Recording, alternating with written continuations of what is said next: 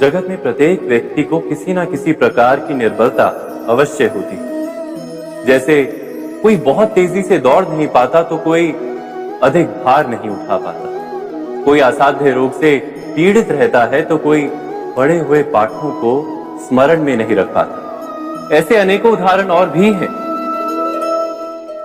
क्या आप किसी ऐसे व्यक्ति को जानते हैं जिसे सब कुछ प्राप्त हो और हम जीवन की उस एक निर्बलता को जीवन का केंद्र मानकर जीते हैं? इस कारणवश हृदय में दुख और असंतोष रहता है सदा। निर्बलता मनुष्य को जन्म से अथवा संजोग से प्राप्त होती है, किंतु उस निर्बलता को मनुष्य का मन अपनी मर्यादा बना लेता है। किंतु कुछ व्यक्ति ऐसे भी होते हैं जो अपने पुरुषार्थ और श्रम से उस निर्बलता को पराजित कर देते हैं। क्या भेद है उनमें और अन्य लोगों में? क्या आपने कभी विचार किया है? सरल सा उत्तर है इसका। जो व्यक्ति निर्बलता से पराजित नहीं होता, जो पुरुषार्थ करने का साहस रखता है हृदय में, वो निर्बलता को पार कर जाता है। अर्थात निर्बलता अवश्य ईश्वर देता है, किंतु मर्यादा मनुष्य का मन ही निर्मित करता है। स्वयं विचार कीजिए।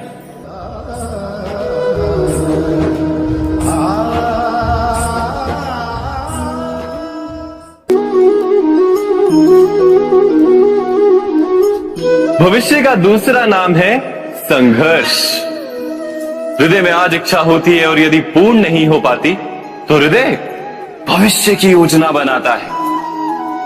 भविष्य में इच्छा पूर्ण होगी ऐसी कल्पना करता रहता है, किंतु जीवन ना तो भविष्य में है ना अतीत में। जीवन तो इस क्षण का नाम, अर्थात इस क्षण का अनुभव ही जीवन का अनुभव।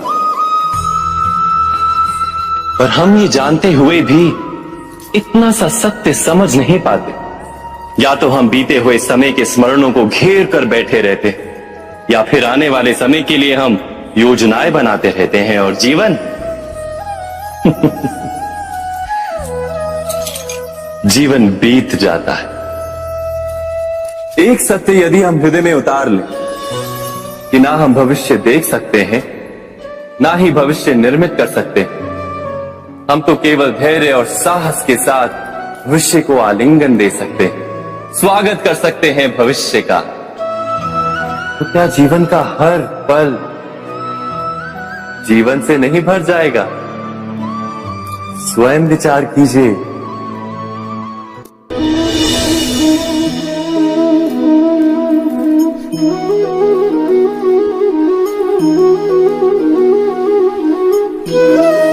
ज्ञान प्राप्ति सदा ही समर्पण से होती है, यह हम सब जानते हैं। किंतु समर्पण का वास्तविक महत्व क्या है? क्या हमने कभी विचार किया? मनुष्य का मन सदा ही ज्ञान प्राप्ति में विभिन्न बाधाओं को उत्पन्न करता है। कभी किसी अन्य विद्यार्थी से ईर्ष्या हो जाती है, कभी पढ़ाए हुए पाठों पर संदेह जन्मता है और कभी गुरु द्वारा दिया गया दंड मन को अहंकार से भर देता है। नहीं, क्या ऐसा नहीं होता? न जाने कैसे कैसे विचार मन को भटकाते हैं और मन की इसी अयोग्य स्थिति के कारण हम ज्ञान प्राप्त नहीं कर पाते। मन की योग्य स्थिति केवल समर्पण से निर्मित होती है।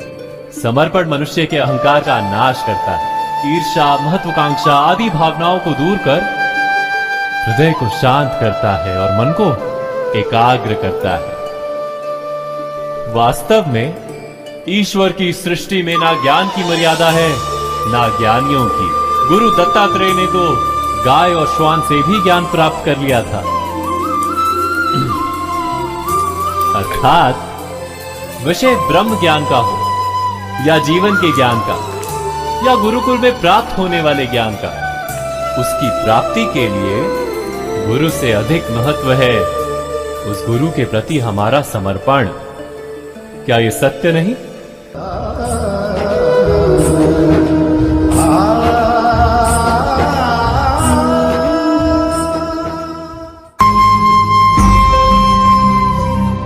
प्रत्येक मनुष्य के जीवन में ऐसा क्षण अवश्य आता है जब सारे स्वप्न, सारी आशाएं, सारे दृश्य ध्वस्त हो जाते हैं। जीवन के सारे आयोजन ही बिखर जाते हैं।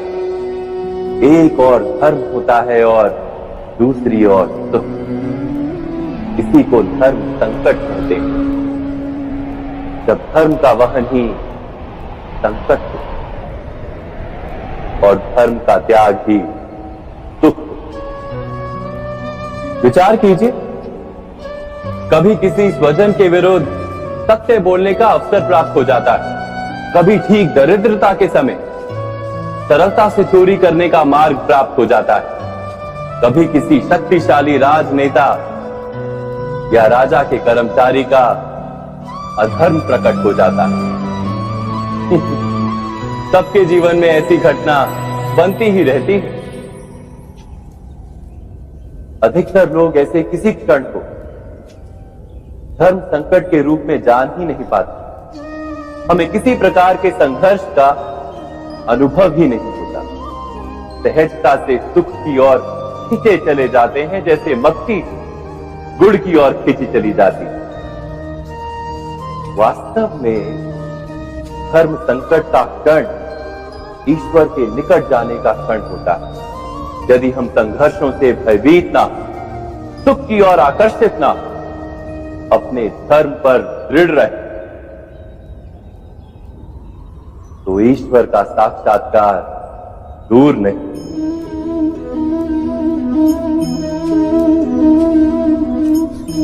पवन से युद्ध करने वाला पत्ता यदि पेड़ से गिरता है तो भी आकाश की ओर उठता है। पवन से झुकने वाली घास वही भूमि पर रह जाती है। अर्थात धर्म संकट से यदि हम संकट को ही टाल दें तो सुख तो मिलता है, जीवन बढ़ता है, किंतु क्या चरित्र नहीं टूटता? क्या आत्मा दरिद्र नहीं हो जाती? क्या ईश्वर से अंतर नहीं हो जाता? स्वयं विचार कीजिए। दो व्यक्ति जब निकट आते हैं तो एक दूसरे के लिए सीमाएं और मर्यादाएं निर्मित करने का प्रयत्न अवश्य करते हैं। हम यदि सारे संबंधों पर विचार करें तो देखेंगे कि इन सारे संबंधों का आधार यही सीमाएं हैं जो हम दूसरों के लिए निर्मित करते हैं। और यदि अनजाने में भी कोई अन्य व्यक्ति इन सीमाओं को तोड़ता है तो उसी क्षण हमारा हृदय क्रोध से भर जाता है। इन सीमाओं का वास्तविक रूप क्या है? क्या हमने कभी विचार किया? सीमाओं के द्वारा हम दूसरे व्यक्ति को निर्णय करने की अनुमति नहीं देते। अपना निर्णय उस व्यक्ति पर थोपते, अर्थात किसी की स्वतंत्रता का अस्वीकार करते हैं।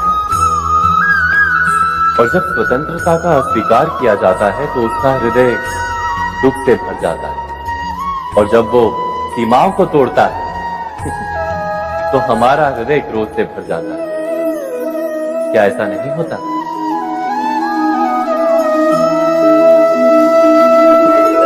पर यदि एक दूसरे की स्वतंत्रता का सम्मान किया जाए तो किसी मर्यादाओं या सीमाओं की आवश्यकता ही नहीं होती। अर्थात जिस प्रकार स्वीकार किसी संबंध का देह है, क्या वैसे ही स्वतंत्रता किसी संबंध की आत्मा नहीं? स्वयं विचार कीजिए। सबके जीवन में ऐसा प्रसंग अवश्य आता है कि सत्य कहने का निश्चय होता है हृदय में, किंतु मुख से सत्य निकल नहीं पाता।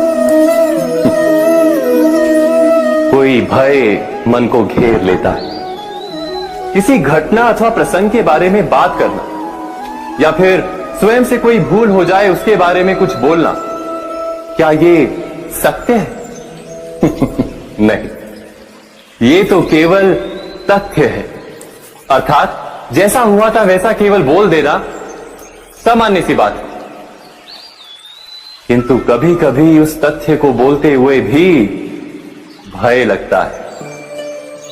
कदाचित किसी दूसरे की भावनाओं का विचार आता है मन, दूसरे को दुख होगा ये भय भी शब्दों को रोकता है। तो ये सत्य क्या है? क्या हमने कभी विचार किया है? जब भय रहते हुए भी कोई तथ्य बोलता है तो वो सत्य कहलाता है। वास्तव में सत्य कुछ और नहीं, केवल निर्भयता का दूसरा नाम है। और निर्भय होने का कोई समय नहीं होता, क्योंकि निर्भयता आत्मा का स्वभाव है। अर्थात क्या प्रत्येक क्षण सत्य बोलने का क्षण नहीं होता?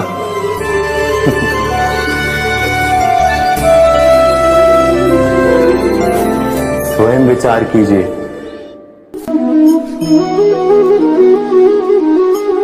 श्रेष्ठता का क्या अर्थ है? श्रेष्ठता का अर्थ है दूसरों से अधिक ज्ञान प्राप्त करना।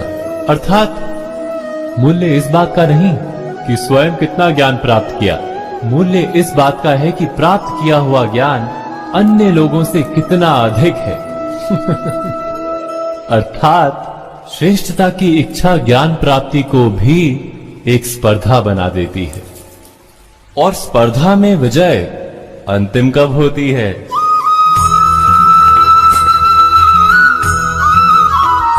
कुछ समय के लिए तो श्रेष्ठ बना जा सकता है, किंतु सदा के लिए कोई श्रेष्ठ नहीं रह पाता। फिर वही असंतोष, पीड़ा और संघर्ष जन्म लेता है।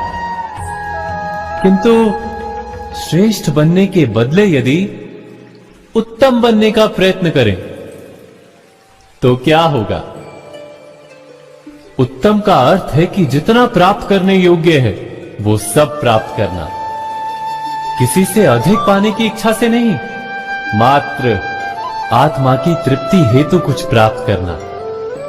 उत्तम के मार्ग पर किसी अन्य से स्पर्धा नहीं होती, स्वयं अपने आप से स्पर्धा होती है। अर्थात उत्तम बनने का प्रयत्न करने वाले को देर अबेर सारा ज्ञान प्राप्त हो जाता है, बिना प्रयत्न के ही वो श्रेष्ठ बन जाता है। किंतु जो श्रेष्ठ बनने का प्रयत्न करता है वो श्रेष्ठ बने या ना बने, उत्तम कभी नहीं बन पाता।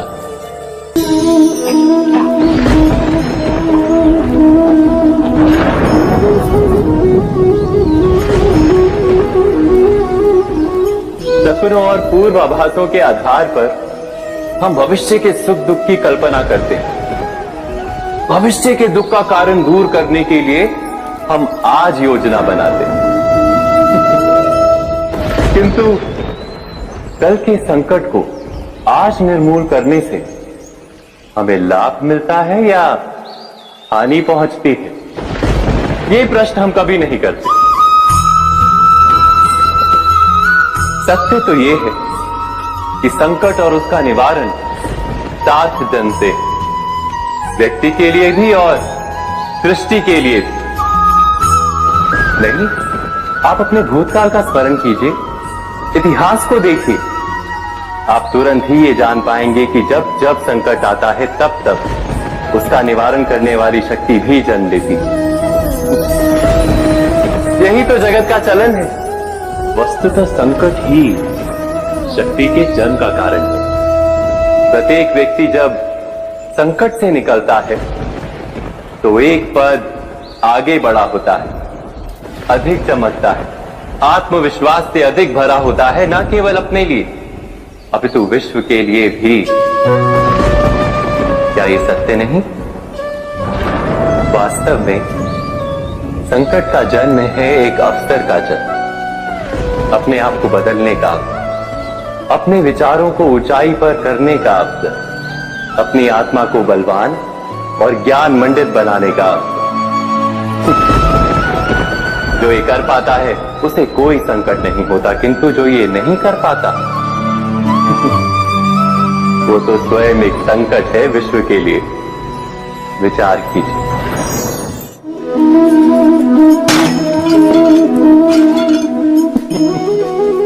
स्वयं विचार कीजिए।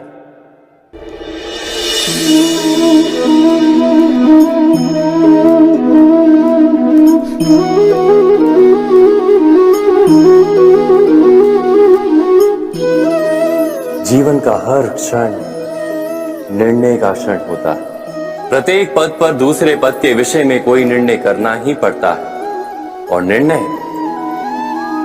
निर्णय अपना प्रभाव छोड़ जाता है। आज किए गए निर्णय भविष्य में सुख अथवा दुख निर्मित करते हैं, ना केवल अपने लिए, अपने परिवार के लिए भी, आने वाली पीढ़ियों के लिए भी। जब कोई दुविधा सामने आती है तो मन व्याकुल हो जाता है, अनिश्चय से भर जाता है। निर्णय का वो क्षण युद्ध बन जाता है और मन बन जाता है युद्ध भूमि। अधिकतर निर्णय हम दुविधा का उपाय करने के लिए नहीं, केवल मन को शांत करने के लिए लेते हैं। पर क्या कोई दौड़ते हुए भोजन कर सकता है? नहीं। तो क्या युद्ध से जूझता हुआ मन कोई योग्य निर्णय ले पाएगा? वास्तव में शांत मन से जब कोई निर्णय करता है तो अपने लिए सुखद भविष्य बनाता है, किंतु अपने मन को शांत करने के लिए जब कोई निर्णय करता है तो वो व्यक्ति भविष्य में अपने लिए कांटों भरा वृक्ष लगाता है। स्वयं विचार कीजिएगा।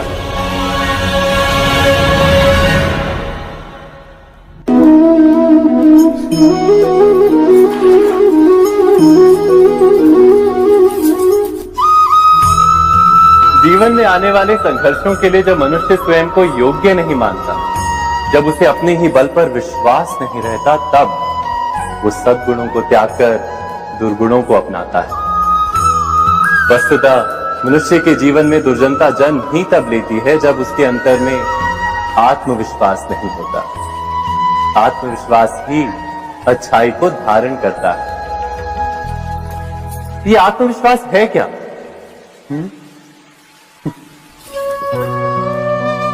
जब मनुष्य ये मानता है कि जीवन का संघर्ष उसे दुर्बल बनाता है, तो उसे अपने ऊपर विश्वास नहीं रहता। वो संघर्ष के पार जाने के बदले संघर्ष से छूटने के उपाय ढूंढने लगता है। किंतु जब वो ये समझता है कि ये संघर्ष उसे अधिक शक्तिशाली बनाते हैं, ठीक जैसे व्यायाम करने से देह की शक्ति बढ़ती है, तो प्रत्येक संघर्ष के साथ उसका उत्साह बढ़ता है। अर्थात आत्मविश्वास और कुछ भी नहीं, मन की स्थिति जीवन को देखने का दृष्टिकोण मात्र है, और जीवन का दृष्टिकोण तो मनुष्य के अपने वश में होता है। स्वयं विचार कीजिए।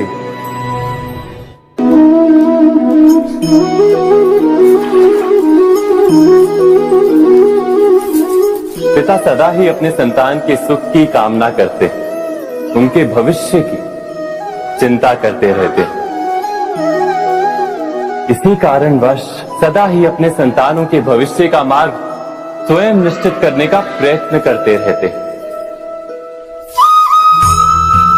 जिस मार्ग पर पिता स्वयं चला है, जिस मार्ग के कंकर पत्थर को स्वयं देखा है, मार्ग की छाया, मार्ग की धूप को स्वयं जाना है, उसी मार्ग पर उसका पुत्र भी चले, यही इच्छा रहती है हर पिता की। निसंदेह उत्तम भावना है ये, किंतु 3 प्रश्नों के ऊपर विचार करना हम भूल ही जाते हैं। कौन से प्रश्न? प्रथम प्रश्न, क्या समय के साथ प्रत्येक मार्ग बदल नहीं जाते? क्या समय सदा ही नई चुनौतियों को लेकर नहीं आता? तो फिर बीते हुए समय के अनुभव नई पीढ़ी को किस प्रकार लाभ दे सकते हैं? दूसरा प्रश्न, क्या प्रत्येक संतान अपने माता पिता की छवि होता है? हाँ, संतानों को संस्कार तो अवश्य माता पिता देते हैं, किंतु भीतर की क्षमता तो ईश्वर देते हैं। तो जिस मार्ग पर पिता को सफलता मिली है, विश्वास है कि उसी मार्ग पर उसकी संतानों को भी सफलता और सुख प्राप्त होगा। तीसरा प्रश्न, क्या जीवन के संघर्ष और चुनौतियां लाभकारी नहीं होती? क्या प्रत्येक नया प्रश्न एक नए उत्तर का द्वार नहीं खोलता? तो फिर संतानों को नए नए प्रश्नों, संघर्षों और चुनौतियों से दूर रखना, ये उनके लिए लाभ करना कहलाएगा या हानि पहुंचाना? अर्थात जिस प्रकार संतान के भविष्य का निर्माण करने के बदले उसके चरित्र का निर्माण करना श्रेष्ठ है, वैसे संतानों के जीवन का मार्ग निश्चित करने के बदले उन्हें नए संघर्षों के साथ जूझने के लिए मनोबल व ज्ञान देना अधिक लाभदायक नहीं होगा? स्वयं विचार कीजिए। मनुष्य की सबसे बड़ी दुर्बलता क्या होती है? सोचिए। धन, प्रेम, अहंकार। मनुष्य की सबसे बड़ी दुर्बलता होती है उसके रहस्य। चाहे आप कितने भी शक्तिशाली क्यों ना हो, कितने भी प्रबल क्यों ना हो, परंतु उसके रहस्य उसके नाश की चाबी होती है। इसलिए यदि प्रबल रहना है, शक्तिशाली रहना है, समर्थ रहना है, तो अपने रहस्य को किसी को भी ना बताएं, ना मित्र को और ना ही शत्रु को, क्योंकि समय पड़ने पर कब कौन शत्रु हो जाए ऐसा कहना संभव नहीं।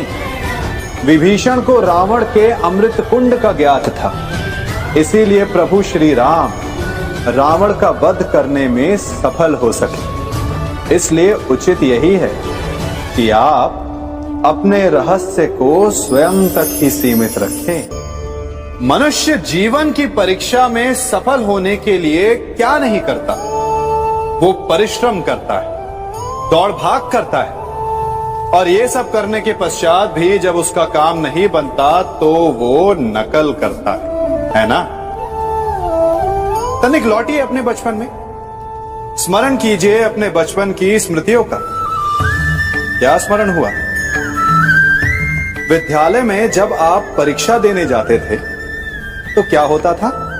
आप ना सही, परंतु कोई ना कोई सफलता पाने के लिए नकल करता ही था और उत्तीर्ण भी हो जाता था, है ना?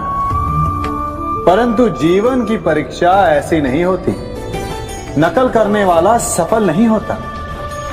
कारण विद्यालय में सबके प्रश्न पत्र एक होते थे, परंतु जीवन के प्रश्न पत्र और उनकी कठिनाई सबके लिए भिन्न होती, तो निश्चित रूप से उनके उत्तर भी भिन्न होंगे ना। इसलिए यदि आपको जीवन में सफलता पानी है तो नकल ना कीजिए, स्वयं के प्रश्नों का उत्तर स्वयं ढूंढिए और सफलता आपकी ही होगी। मनुष्य का जीवन हार और जीत, विजय और पराजय, सफलता और असफलता के मध्य झूलता रहता है। आपके साथ भी ऐसा होता होगा, है ना? जब आप सफल होते हैं, किसी चुनौती पर विजय पाते हैं, तो मन प्रसन्नता से आनंद के उपवन में झूमने लगता है, और जब आप असफल होते हैं तब मन दुख और पीड़ा के सागर में डूबने लगता है। परंतु वास्तव में सफलता और असफलता है क्या? तनिक ध्यान से सोचिए। ये केवल हमारी मनोस्थिति मात्र है। हमारी पराजय तब नहीं होती जब हमारा शत्रु विजय प्राप्त कर ले। हमारी पराजय तब होती है जब हम पराजय स्वीकार करें। हम असफल तब नहीं होते जब हम लक्ष्य ना पा सके। हम असफल तब होते हैं जब हम प्रयास करना बंद कर दें। इसलिए प्रयास करते रहें और हार ना माने, क्योंकि जिस दिन आप हार स्वीकारना बंद कर देंगे, जीत आपके चरणों में होगी। सबने बरगद के वृक्ष को तो देखा ही होगा। क्या आपको ज्ञात है, बरगद के वृक्ष के बीज का आकार राई से भी छोटा होता है, परंतु बरगद का वृक्ष संसार के महाकाय वृक्षों में जाना जाता है। जब उसका जन्म होता है तब उसमें वो जटाएं, वो शाखाएं नहीं होती, परंतु जैसे जैसे उसका विस्तार होता है, जैसे जैसे वो अधिक शाखाओं का भार उठाता है, अधिक पत्तियों का सृजन करता है, वैसे वैसे उसकी शाखाएं जटाएं बनकर जड़ तक पहुंचती है और इस वृक्ष को सहारा देती है। ये जीवन का बहुत महत्वपूर्ण पथ है। बिना लोभ लालच शुभ कार्य करें, अन्य लोगों की सहायता करें। धीरे धीरे आपने जिनकी सहायता की वो आपके सहायक बनते जाएं, आपकी जड़ों को और बलशाली बनाएंगे, आयु मान और आकार बढ़ाएंगे। सहजीवन, सहायता और निष्काम कर्म आपको मृत्यु के पश्चात भी मरने नहीं देगा, आपको अमर रखेगा। हमारा शरीर प्रकृति का एक महान आविष्कार है। इससे जटिल संरचना संसार में और कोई नहीं।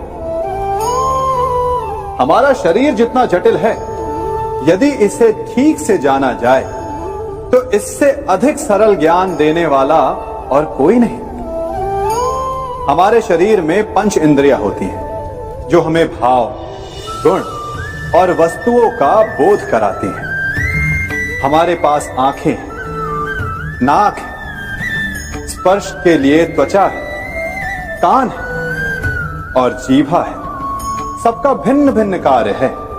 आंखों से देखना, कानों से सुनना, नथनों से श्वास लेना, त्वचा से स्पर्श करना और जीभा से स्वाद लेना। परंतु क्या आपने कभी सोचा कि प्रकृति ने हमें 2 आंखें दी, 2 नथने दी, 2 कान दी, स्पर्श के लिए ये पूरा शरीर दिया, परंतु जीभा केवल 1 दी? ऐसा क्यों? क्योंकि प्रकृति चाहती है कि हम देखें अधिक, सुने अधिक और ज्ञान अधिक अर्जित करें, बोले कम। क्योंकि अधिक वाचाल नाश को निमंत्रण देता है। स्मरण रखिएगा।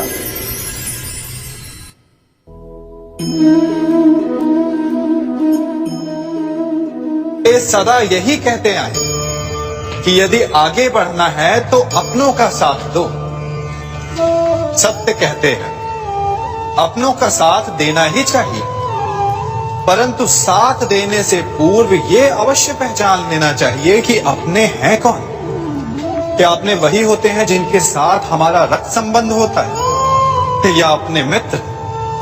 अपने वो होते हैं जो हमें सद्कार्य के लिए प्रेरित करें, हमें आगे बढ़ाएं, हमारा साथ दें। और वो जिनका साथ देने से समाज का नाश, धर्म की हानि, वो सगे हो करके भी सगे नहीं होते। इसलिए जब अपनों की परिभाषा का चुनाव करें तो उन्हें अपना माने जो आपका साथ दे, उन्हें नहीं जो हमें अज्ञान के मार्ग पर ले जाएं।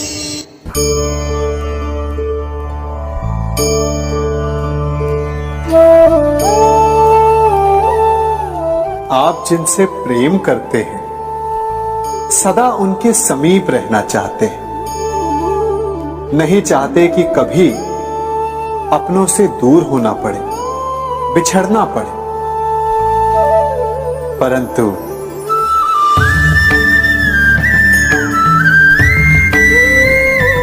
एक समय के पश्चात अपनों से दूर हो जाना उन्नति के लिए आवश्यक है।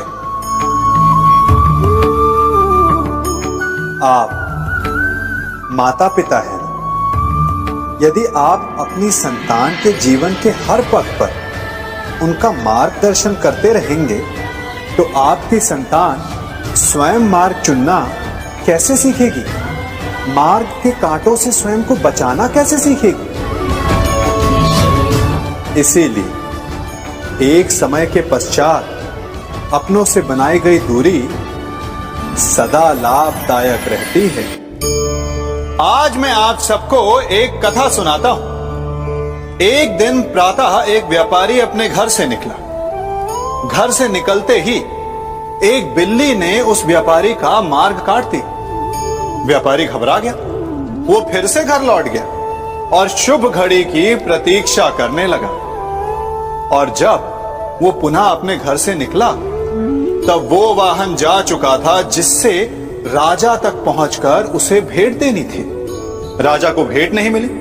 राजा क्रोधित हो गए। राजा ने उस व्यापारी का व्यापार बंद करवा दिया। इस कारण व्यापारी क्रोधित होकर घर पर अपनी पत्नी से लड़ बैठा।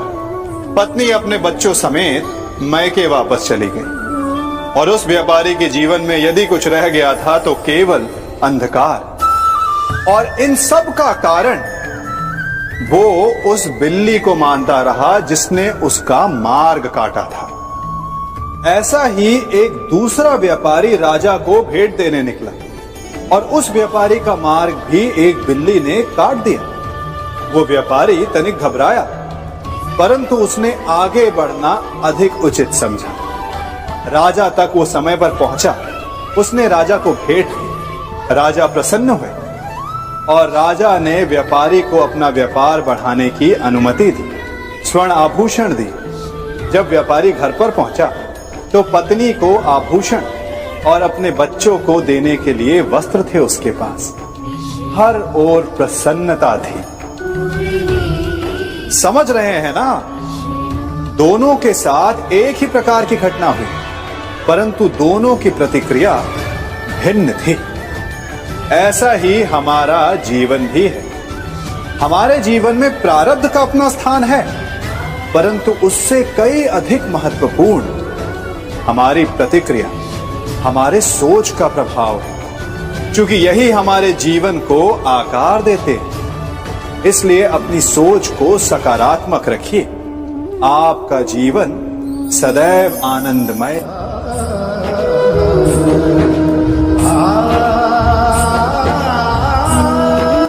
हम सभी अपने जीवन में कोई ना कोई कार्य करते हैं। कार्य करते हैं तो थकान की अनुभूति होती है और यदि थकान ना उतरे तो कार्य करने का मन नहीं करता। हम आशा करते हैं कि कदाचित एक दिन में 24 के स्थान पर 26 घंटे होते तो आराम करने के लिए हमें और अधिक समय मिल जाता। हमें ऐसा अनुभव होता है कि हम बहुत अधिक कार्य कर रहे हैं, है ना? परंतु क्या आपने कभी सोचा कि जो लोग संसार में सफल हैं, उनके पास भी सफल होने के लिए दिन में केवल 24 घंटे थे? तो फिर वो सफल क्यों है? इसका एक छोटा सा रहस्य है।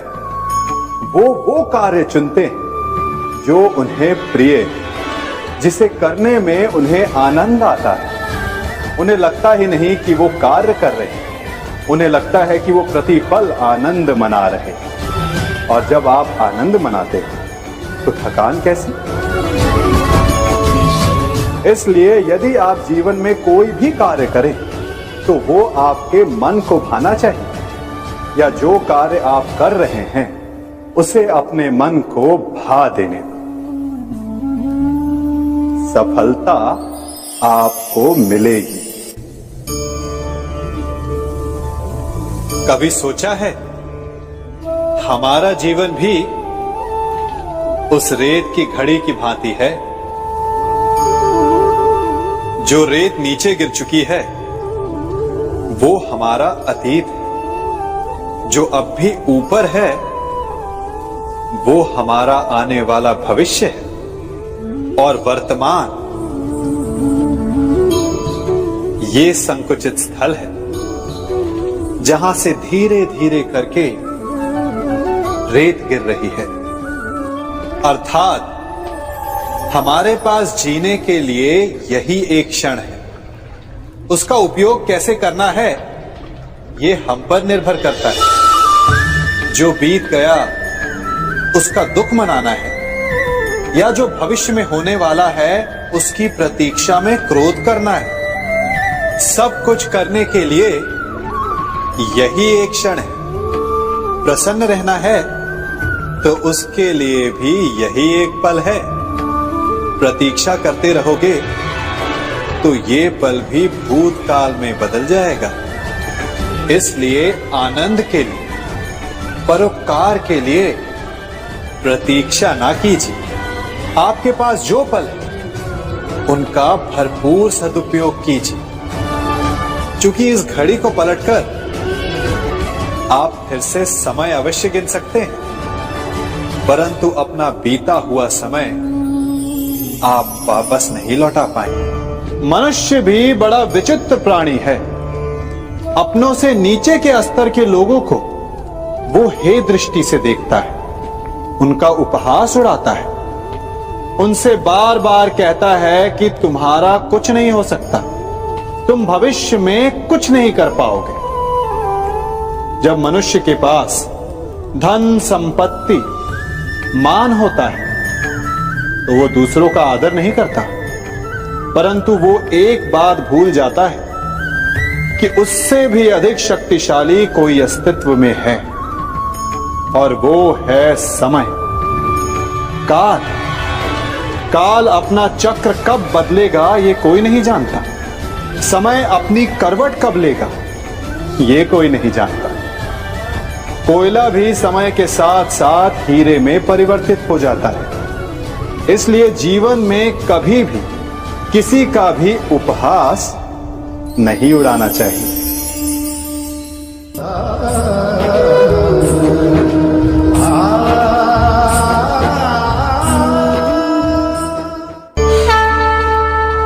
गर्व, अभिमान और अहंकार, ये तीनों सुनने में एक जैसे लगते हैं, परंतु तीनों का अर्थ भिन्न होता है और परिणाम भी। तीनों का आरंभ प्रेम से होता है। स्वयं से प्रेम, परिश्रम हमारे मन में गर्व को जन्म देता है और सफलता अभिमान जगाती है। यहां तक ठीक है, परंतु जब ये भावना अहंकार बन जाती है तब वो समस्या बन जाती है, क्योंकि सबसे बुरा अंत अहंकारी का ही होता है। परंतु मनुष्य के लिए पहेली यही है कि पहचाना कैसे जाए कि अहंकार जग गया है और उसका दमन आवश्यक है। इसका उत्तर मैं नहीं, आपका मन देगा। जब तक आप स्वयं से प्रसन्न हैं, जब तक आप सबसे ऊंचा उठने का प्रयास कर रहे हैं, तब तक ठीक है। परंतु जब आपके मन में दूसरों को नीचा समझने का भाव आ जाए तो सावधान हो जाइए, क्योंकि यही अहंकार है जो वास्तव में आपको हीन कर रहा है।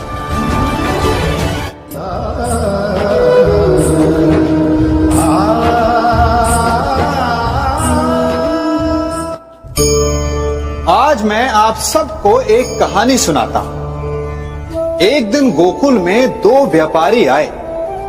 एक व्यापारी शहद का था, बड़ा मीठा शहद था उसका, परंतु वो गोकुल में टिक नहीं पाया। उसके व्यापार ने घाटा खाया और शीघ्र ही वो गोकुल छोड़कर चला गया। और दूसरा व्यापारी मिर्च का था। पहले दिन वो एक पोटली लाया और दूसरे ही दिन वो पूरी बैलगाड़ी भर कर लाया, और धीरे धीरे पूरी मथुरा में उसकी धाक जम गई। मुझे बड़ा आश्चर्य हुआ, तो मैंने बाबा से पूछा कि ऐसा क्यों कि एक मीठे शहद का व्यापारी कंगाल हो गया और एक मिर्च का व्यापारी धीरे धीरे नगर सेठ बन गया।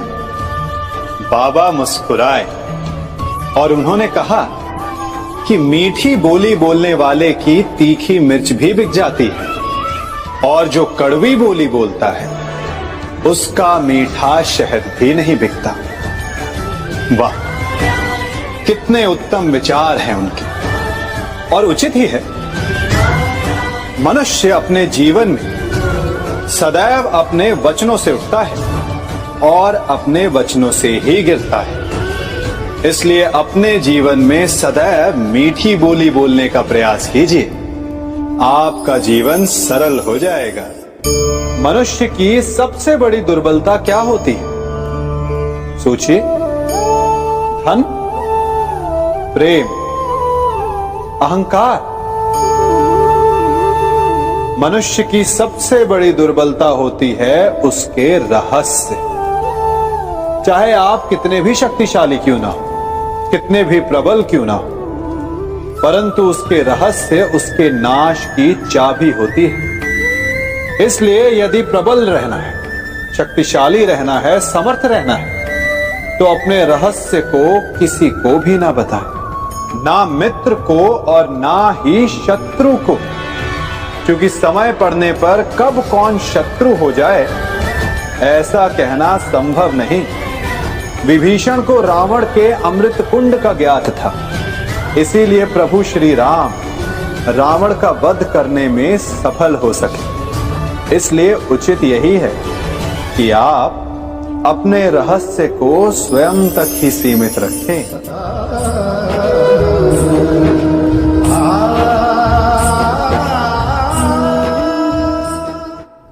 युवा अवस्था भी हमारे जीवन का कितना सुंदर काल होता है ना। बाहु में बल, मन में कुछ बड़ा कर जाने की चाह, आंखों में भविष्य के सुंदर और कोमल सपने। और इसी अवस्था में मनुष्य के भीतर पनपता है प्रेम। किसी को देखकर उस पर मन मोहित हो जाता है और फिर मनुष्य अपना सब कुछ उस पर न्यौछावर कर देना चाहता है। फिर प्रेम की परिणति होती है विवाह में। क्यों? सबको अपने खट्टे मीठे संस्मरण स्मरण हुआ है ना, परंतु यहीं से अधिकतर माता पिता और संतान के मध्य विचारों का विरोध प्रारंभ हो जाता है। संतान को लगता है कि उसका चुना जीवन साथी ही उसके लिए उपयुक्त है, और माता पिता को लगता है कि संतान अनजाने में भूल कर रही है। संतान का तर्क होता है कि उसे विवाह किससे करना है, ये उसका अधिकार है, और माता पिता का तर्क ये होता है कि अब भी जीवन साथी चुनने की समझ संतान में है ही नहीं। तो इस अवरोध को काटा कैसे जाए, उचित निर्णय कैसे लिया जाए? इसका एक ही मार्ग है, अपने उत्तरदायित्व का भान और अपनों से बड़ों के मापदंडों का भान। विवाह करने से पूर्व ये जान लेना आवश्यक है कि विवाह केवल अपने प्रेम को पाने का मार्ग नहीं है, अपितु विवाह से जीवन का एक नया द्वार भी खुलता है, और हर नए जीवन के साथ नए उत्तरदायित्व भी होते हैं। और यदि इन उत्तरदायित्वों को समझकर निर्णय लिया जाए तो विश्वास कीजिए आपका दाम्पत्य जीवन आनंद से भरा रहेगा और आपको कभी ये पछतावा नहीं होगा कि आपने कोई अनुचित निर्णय लिया। सागर का जल वाष्प बनकर उड़ता है, तब वो हमें दिखाई नहीं देता। मेघ उस जल को अपने भीतर छिपा लेते हैं, लंबी यात्रा करते हैं, प्रयास करते हैं कि वो जल सदा उनके भीतर छिपा रहे, परंतु जब वायु का वेग उन्हें उड़ाकर किसी पर्वत से ले जाकर के टकरा देता है, तब उन मेघों को बरसना ही पड़ता है, क्योंकि यही नियति है, यही प्रकृति है। क्योंकि जल को सागर में जाकर मिलना ही है। ठीक ऐसा ही हमारे साथ भी होता है। हम सत्य अपने मन के मेघों में चाहे जितना छिपाने का प्रयास कर ले, परंतु समय की आंधी उसे वास्तविकता के पर्वत से ले जाकर के टकराकर हमारे समक्ष ले ही आती है। जिस भय के कारण आप सत्य को सामने नहीं लेकर आना चाहते, एक दिन वही भय हमारे समक्ष आकर खड़ा हो जाता है और फिर हम लाचार हो जाते हैं, क्योंकि हमने उस भय का सामना करने की तैयारी नहीं की होती। इसलिए सत्य से भागे नहीं, उसे छिपाए भी नहीं, उसे स्वीकार करें। भविष्य की बड़ी विपत्ति से बच जाएंगे।